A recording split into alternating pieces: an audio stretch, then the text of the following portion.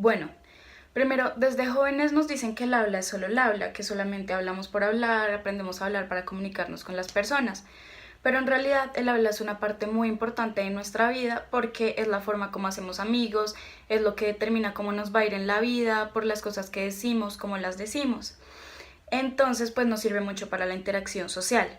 Harvey Sachs, como el autor de esta parte del libro, dice, trate de entender cómo funciona la cosa, verifique cómo las personas producen lo que producen. ¿Por qué? Porque a la hora de ver cómo las personas hablan, por qué las personas hablan y qué es lo que dicen, con qué propósito, pues va a ser mucho más fácil la comunicación y pues los vamos a conocer más a fondo porque una vez dice cosas hasta inconscientemente, pero que tienen un significado más trascendental para buscar nuestro propio beneficio o el del grupo en el que estamos.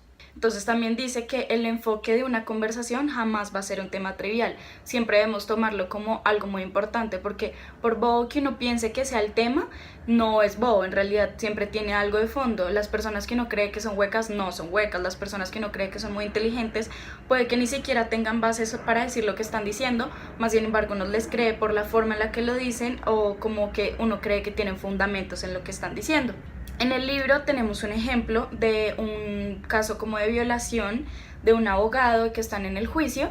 Entonces el abogado le pregunta a la chica que si ella no había hablado con él personalmente, porque el acusado estaba diciendo que él veía que ella sí quería estar con él, le preguntaba si estaba hablando con usted y ella le decía no, no me acuerdo, la verdad no lo sé, estábamos hablando todos juntos, yo nunca hablé con él. ¿Por qué? Ese no lo sé, no recuerdo, probablemente sirven es para el beneficio de ella, porque al no saber, pues al supuestamente no saber lo que pasó, al supuestamente decir que estaban hablando todos, que probablemente no habló con él directamente, no es que esté diciendo que no se acuerda, sino que lo está usando para que no haya más amplitud sobre ese tema y que no se pueda usar eso en contra de ella. Es decir, porque si ella dice no, yo sí hablé con él, es muy probable que la justicia se ponga esa parte de parte del agresor y no de parte de ella. Bueno, entonces también dice, los que analizan la conversación y la psicología discursiva se centran en cómo se logran las acciones y las prácticas sociales mediante la habla y la interacción, que es precisamente lo que vemos en el ejemplo del abogado. También tenemos que mirar la riqueza del nivel de comunicación de las personas, precisamente con este ejemplo del abogado se puede ver, porque un simple no sé da para que se tome a beneficio o en contra de la persona a la que están tratando de defender. Bueno, la exploración de un momento mundano en el habla.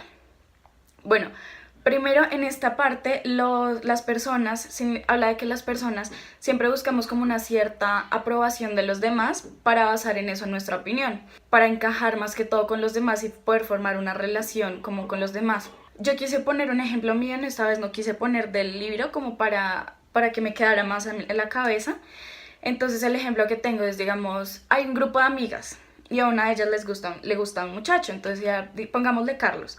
Entonces les dice como, ay, ustedes Carlos, ¿qué les parece?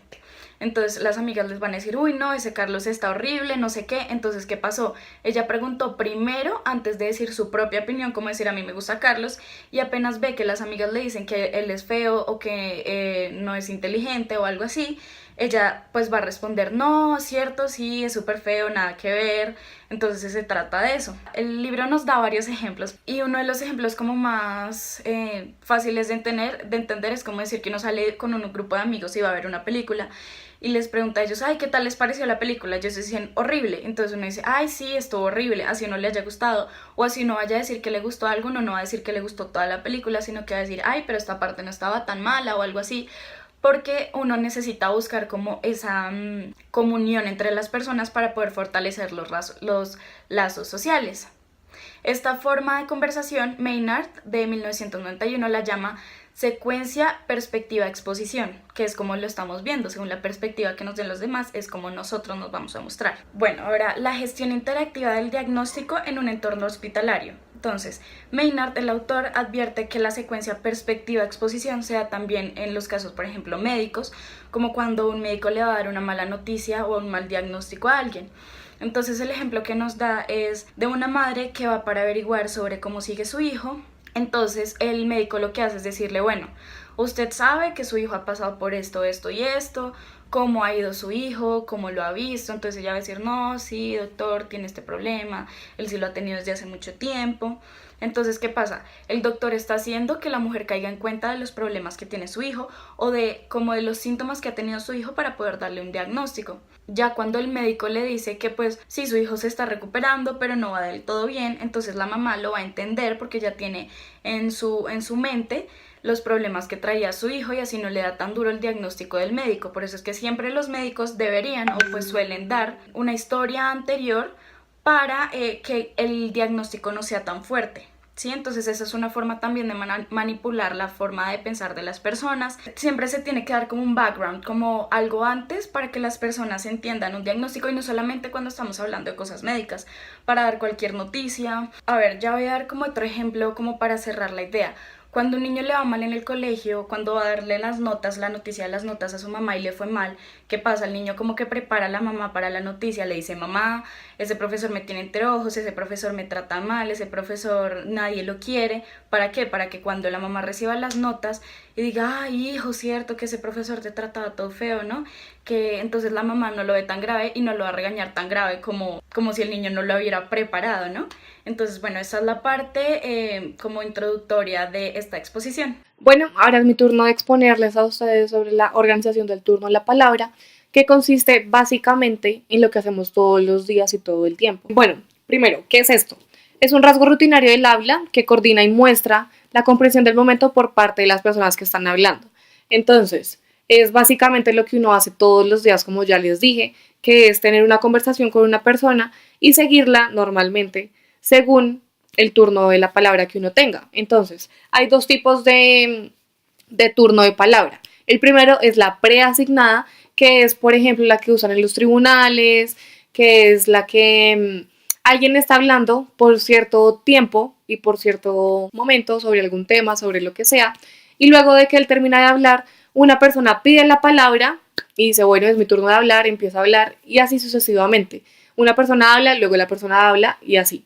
La otra es la no preasignada, que es básicamente todo lo contrario a lo que les acabo de decir. ¿Y qué es lo que hacemos comúnmente con nuestros amigos, familiares, conocidos, compañeros? Que es lo que sale natural y que es como cuando uno tiene una conversación con un amigo y dice, hola, ¿qué más? ¿Cómo te ha ido?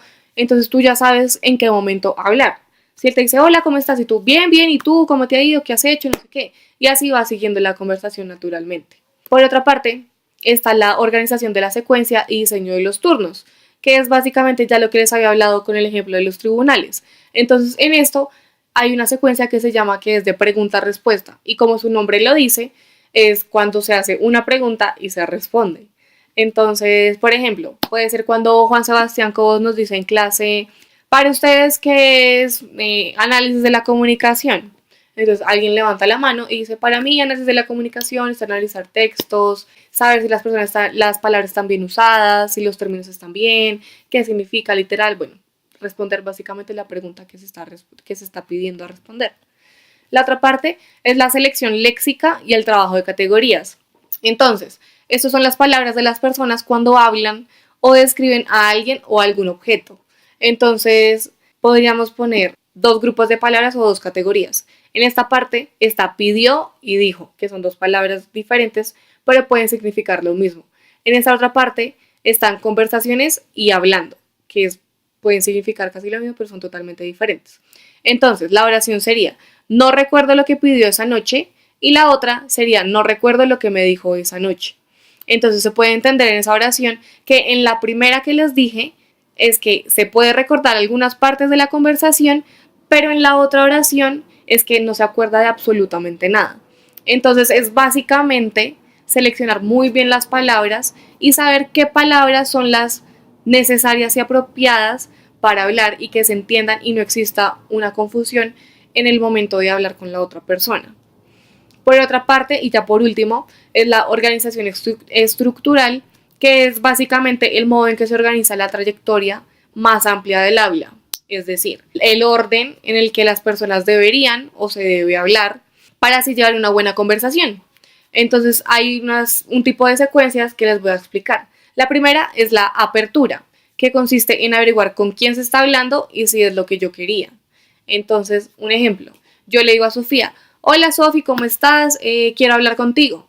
Entonces ahí ya vamos al segundo punto, que son las razones para hablar.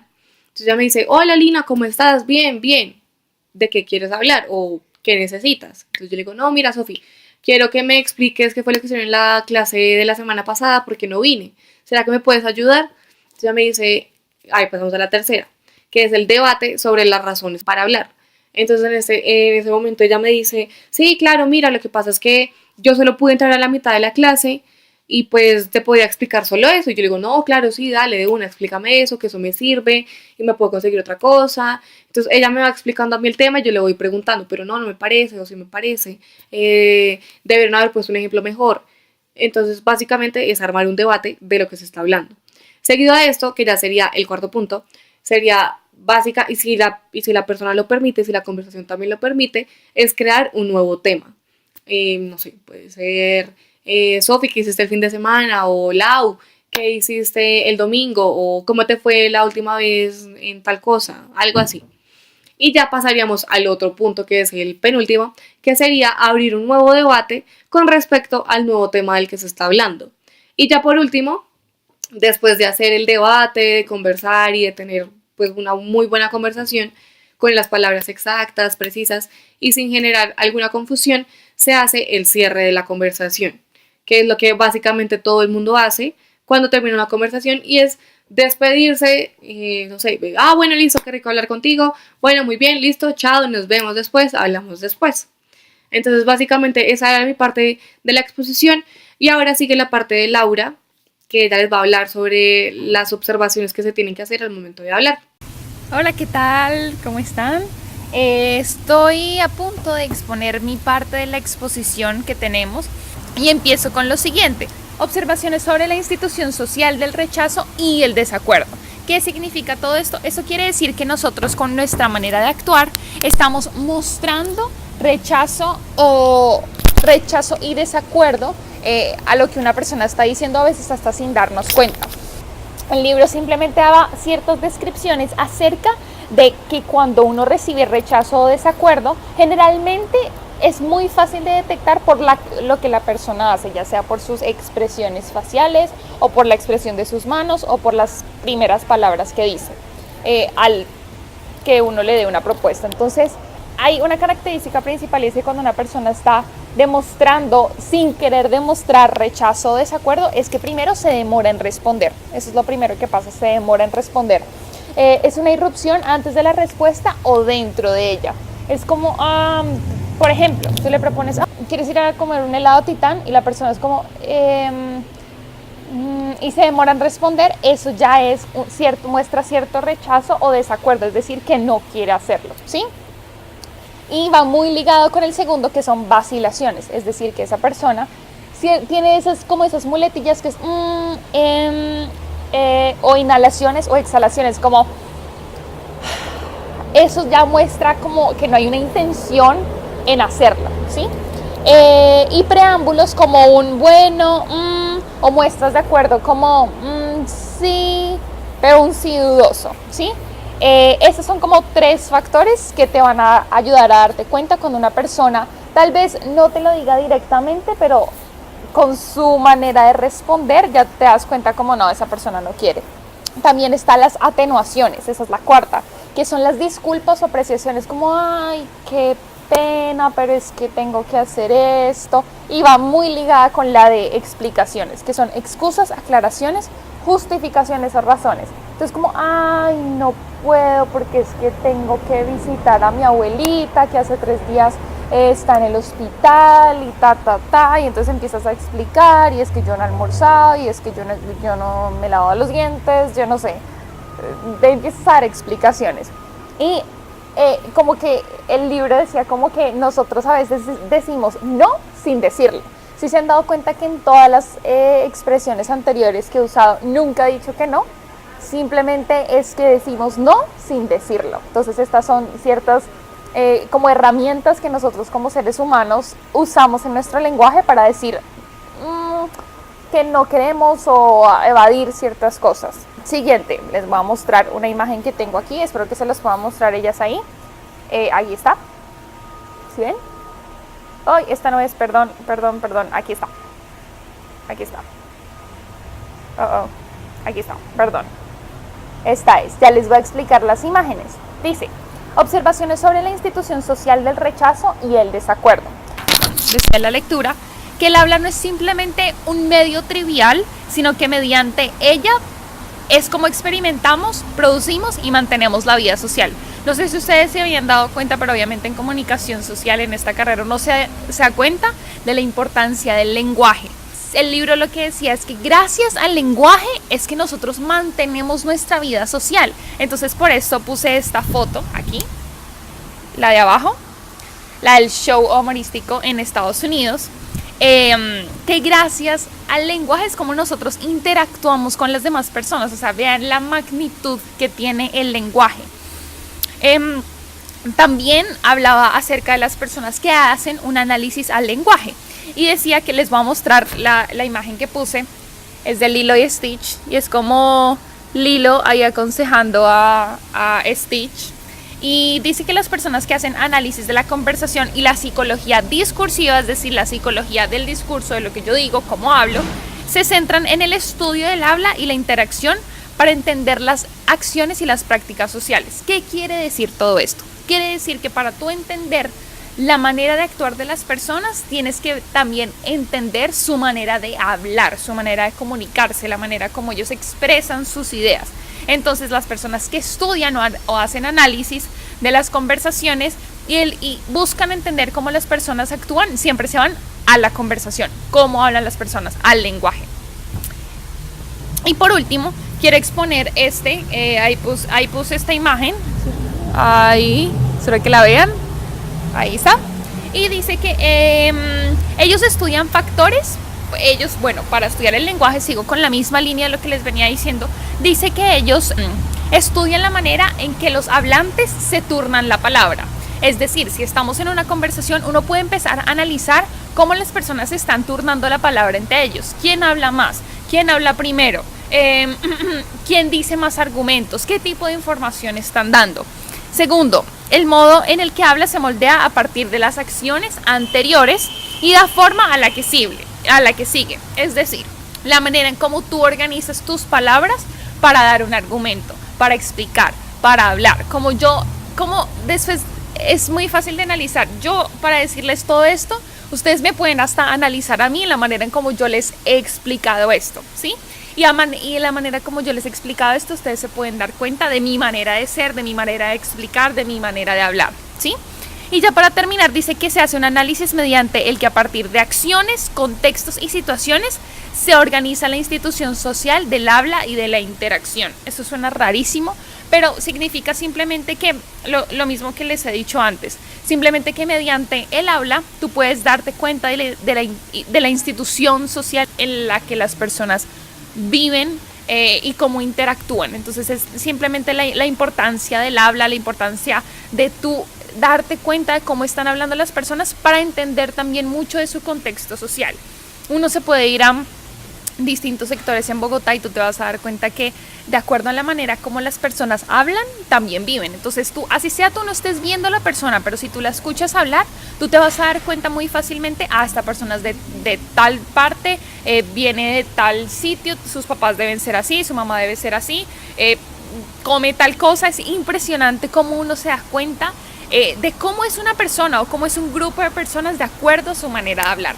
Con eso termino la explicación de mi tema. Muchas gracias. Chao.